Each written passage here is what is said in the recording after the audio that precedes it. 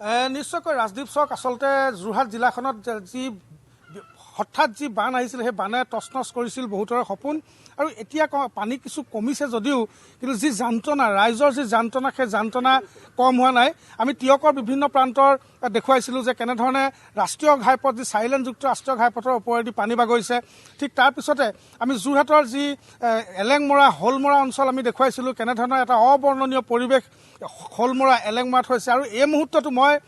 এলেংমৰাত আহি উপস্থিত হৈছোহি আৰু এলেংমৰাৰ যি পৰিৱেশ সেই পৰিৱেশ দেখিলে আচলতে চকুত চকু পানী ওলায় কাৰণ পানী কিছু কমিছে যদিও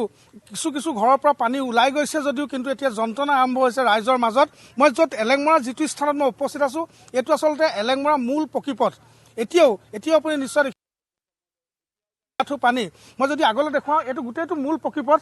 এই মূল পকীপথটো সম্পূৰ্ণ এই মুহূৰ্তত দেখা পাইছে যে কেনেধৰণে পানীয়ে এই মুহূৰ্তত বুৰাই পেলাইছে যথেষ্ট কষ্ট ভুগিবলগীয়া হৈছে এই এলেংমৰাবাসী ঠিক এলেংমৰাৰ দৰে হলমৰাটো সেই একে পৰিৱেশ ঠিক তেনেধৰণে তিতাবৰ মৰিয়ানী বা টিয়কৰ বিভিন্ন প্ৰান্তত জাজিমুখ বনাই এই বিভিন্ন অঞ্চলসমূহৰ এনেধৰণে এটা পৰিৱেশ দেখা পোৱা গৈছে সকলোৰে ঘৰত পানী আৰু ইয়াৰ এই যি অঞ্চল এই অঞ্চলত এতিয়া যি কলগছৰ যিখন ভূৰ সেই ভূৰখনে তেওঁলোকৰ একমাত্ৰ তেওঁলোকৰ সহায় আৰু সেই কলগছৰ ভূৰখনতে তেওঁলোকে বিভিন্ন বস্তু ঘৰৰ পৰা আনিছে বা ঘৰলৈ গৈছে আৰু এই মুহূৰ্তত ভিতৰৰ পৰা কিছু লোক ওলাই আহিছে তাত কেনে পৰিৱেশ আমি অকণ জানিব বিচাৰিম বাইদেউ ৰিলিফ পাইছেনে কিবা কিবি পাইছে হেৰি ভিতৰত ঘৰৰ অৱস্থা কেনেকুৱা ঘৰৰ অৱস্থা ভিতৰবোৰ অলপ হেৰি হৈছে কিন্তু বাহিৰবোৰ গোটেই পানী মানে তাৰ মাজতে আমি আছো চাৰিওফালে পানী এতিয়া বয় বস্তু নিব পাৰি বৰ বস্তু তেনেকে উলিয়াব পৰা নহ'লে আৰু ছাগলীবোৰ অলপ সিপাত থলোগে তুলি মানে ঘৰটো চবফালে পানীৰ মাজতে ঘৰটো সোমাই আছো ঘৰৰ ভিতৰত নিশ্চয় এয়া হৈছে দুৰ্দশা আৰু পানী কিছু পৰিমাণে শুকাইছে যদিও কিন্তু ৰাইজৰ যি দুৰ্দশা সেই দুৰ্দশা এতিয়াও অন্ত পৰা নাই এয়া মই দেখুৱাম এইফালে যে মই কৈছোঁ যে এই ৰাইজৰ কেৱল মাত্ৰ যিখন কলগছৰ যিখন নাও আচলতে ভূৰ যিখন কলগছে সাজিলে এইখনে তেওঁলোকৰ একমাত্ৰ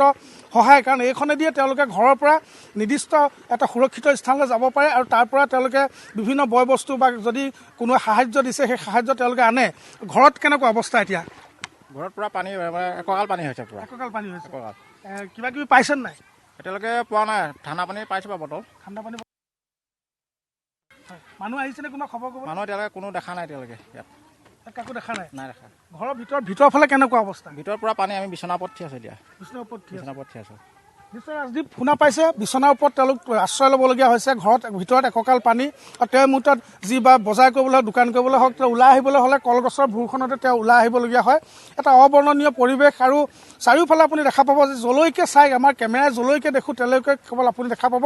পানী আৰু পানী আমি কিছু সময় পিছত পৰৱৰ্তী সময়ত আমি দেখুৱাম আমাৰ নাৱেৰে গৈ পেলাই ভিতৰৰ আমি কিছু পৰিৱেশ আমি দেখাবলৈ যত্ন কৰিম আচলতে এলেংমৰাৰ পৰা আমি এখন নাৱৰ ব্যৱস্থা কৰি নাৱেৰে আমি ভিতৰলৈ গৈ ভিতৰত কি অবৰ্ণনীয় পৰিৱেশ সেই পৰিৱেশ আমি দেখাবৰ বাবে চেষ্টা কৰিম মই এজন আহিছে কেনেকুৱা অৱস্থা ভিতৰত বহুত পানী ইমান জেগা ইমান এনেকুৱা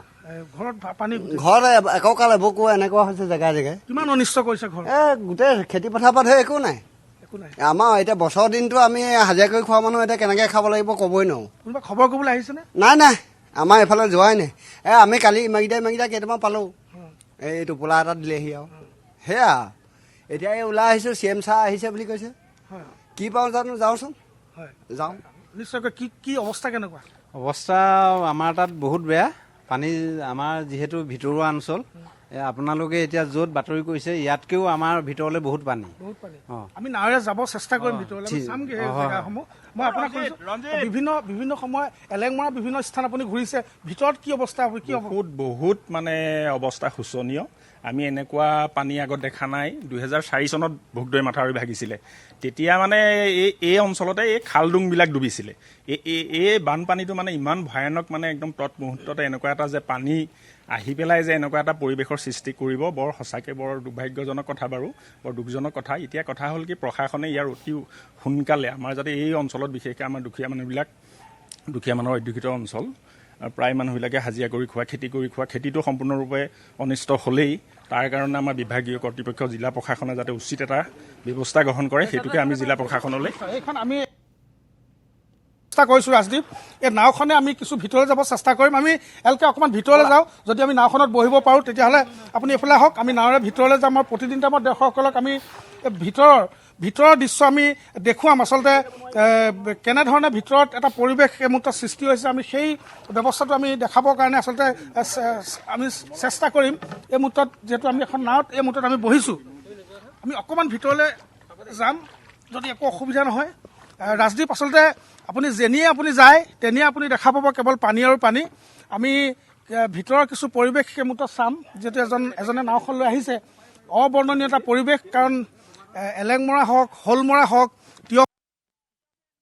বিভিন্ন স্থান তিতাবৰৰ বিভিন্ন স্থান এই সকলোবিলাক স্থানতে আচলতে অবৰ্ণনীয় পৰিৱেশ আৰু ৰাষ্ট্ৰীয় ঘাইপথৰ যি টিয়কৰ যি বিন্ধ্যাঘাট অঞ্চল আছে সেই বিন্ধ্যাঘাট অঞ্চলত এতিয়াও আচলতে